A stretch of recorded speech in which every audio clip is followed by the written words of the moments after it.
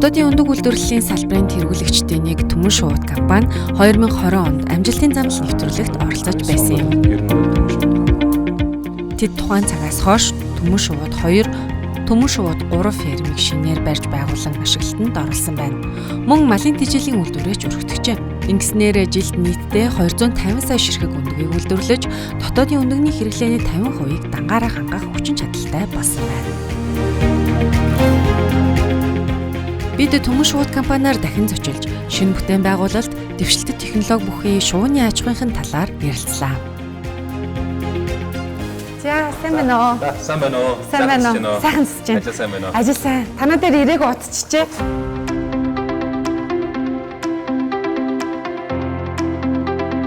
Энэ бол одоо манай өндөгний агуулгах, өндөг одоо хүлээж авах, өндөг савлах одоо энэ Сүлийн дамжлага болж шүү дээ. дамжлага гэсэн үг. Үйлдвэрийг одоо бид яг олон улсын стандартаар хамгийн одоо зөв төлөвлөлттэй одоо энэ үйлдвэрийг одоо ингээд зураг төслийг гаргаад оноо төхөөрөмжийн сонголт хийгээд ингээд байгуулсан байна.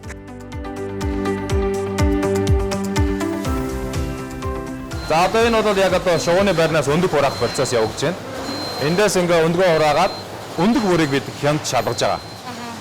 Тэгээд чанараар баталгаажсан өндөг яг хэрэглэгчийн гар дээр очиж байгаа. Энэ процессыг одоо манай энэ ажилтнууд хангадаг.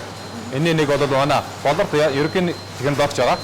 За. Сайн байна уу? Би одоо ингээд Bloomberg-ийнхаа үзэгч нарт одоо компанийнхаа үйл ажиллагааг танилцуулна.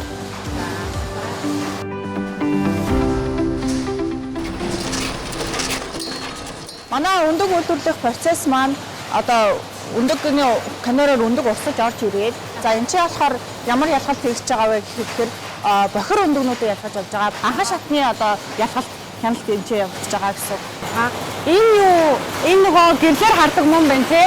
Юуби гэрлээр бид нар ариутгахаас гадна энэ дээр бас юу үзэж байгаа вэ гэхээр түүхтэйгүү үлдсэн одоо бохир өндөгнүүдээ том өндөгнүүдээ бид нар энэ чинь дахин ялгалт хийж авч байгаа.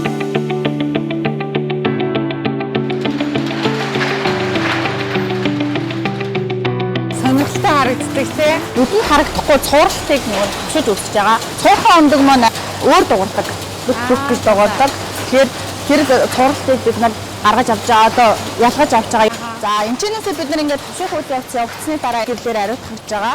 За юуби гэрлээр ариутгах чинь гадна талны одоо бохирдол маань энэний юуби гэрлээр ариутгагдаад ер нь бол ариутгагдсан өндөг чанарын шаардлага хангасан өндөг энэгээр гарч ийна гэж бид нар үздэг. За энэгээр дамжаад бид нар тамгалалт явуулж байна. За тамгалтаас гараад бид нар дотор бүтцийн өөрчлөлттэй тийм өндөгнүүдээ бид нар тусад нь ингээд машин маань өөрөө ялхаад доошоо унгачдаг.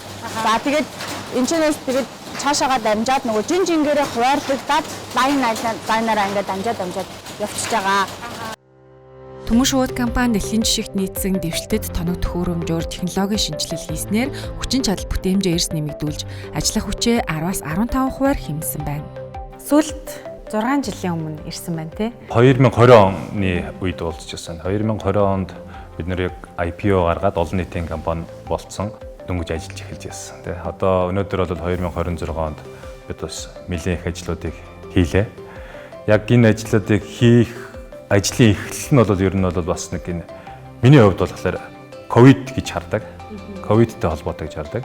Яг 2020 оны үед ерөнхийдөө ингээл Түмэн шууд 2-ын одоо төслийг бүтээн байгуулалтын ажлуудыг эхлүүлээд явж байхад ковид болсон. Ковид боллоо, хэл хаагдсан.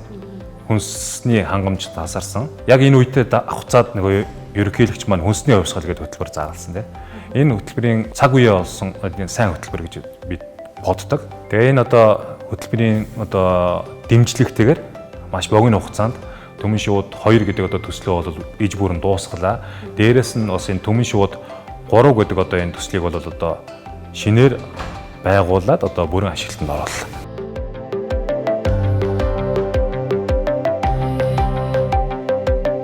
Шувууны аж ахуйдаа хэрэгжилж байгаа бүх тоног төхөөрөмжүүд бол хөгжингөө орнуудад байдаг.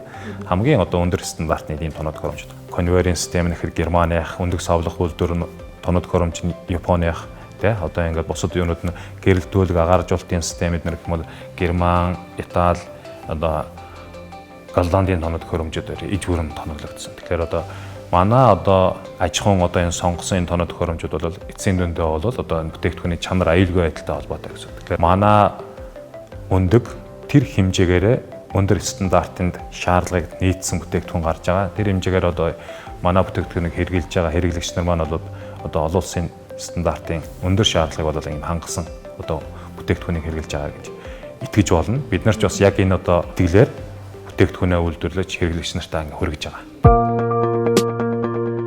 Улсын хэмжээнд дундгны хэрэглээ жилд 550 сая ширхэг байгаа ба 2026 оны байдлаар өндөгний үйлдвэрлэл эрхэлж байгаа 24 орчим компани байгаа юм. Энэ дотор Төмөн шувууд компани 2025 онд нийтдээ 175 сая ширхэг өндөг үйлдвэрлэж улсын нийт хэрэглээний 32%-ийг дангаараа хангажээ.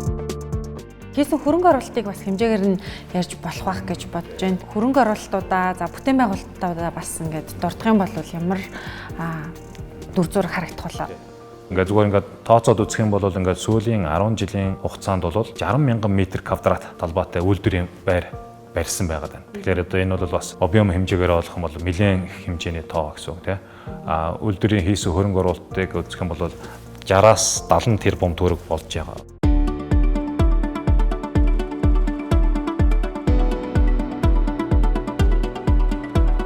Өнөө нэрж явахдаа яг энэ үйлдвэрээс манай одоо 1-р үйлдвэр гэж байгаа. Энэ үйлдвэр бол одоо яг ажиллаж байгаа. Шувууны тэжээлийн үйлдвэрлээд ингээд дагнаа явж байгаа. Шувууны тоо хэмжээ нэмэгдсэн учраас үйлдвэрлэлийн тоо хэмжээг нэмэгдүүлэхээс өөр аргагүй болж байгаа.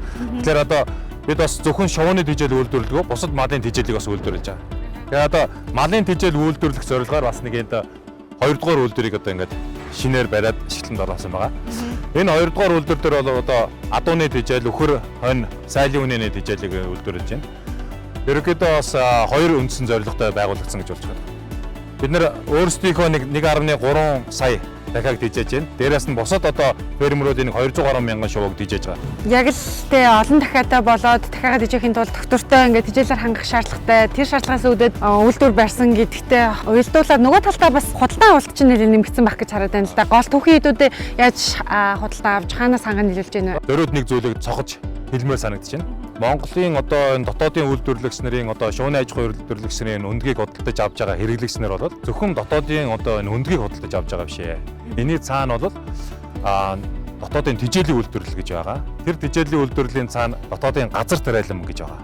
Тэгэхээр одоо энэ газар тариалан эрхлэгч нарын одоо бүтээгдэхүүн буюу одоо энэ тариалсан үр тариа улаан буудаад худалдаж авч байгаа гэсэн. Тэгэхээр энэ бол ингээд дамдаа нэг нэгийгээ дэмжсэн ийм бизнес болж байгаа гэсэн тийм. Өнгөрсөн жил бид нэг 40 орчим мянган тонн улаан буудаа худалдаж авсан байна.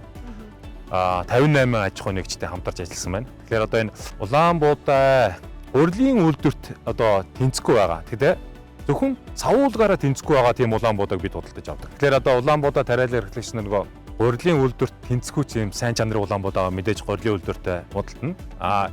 Цавуулгаараа тэнцэхгүй байгаа тийм улаан буудаа бол маш их гардаг. Тэрийг яах вэ гэдэг бол улаан буудаа тариалан эрхлэгч нарын юм нэс нэг шийдвэрлэх ёстой асуудал.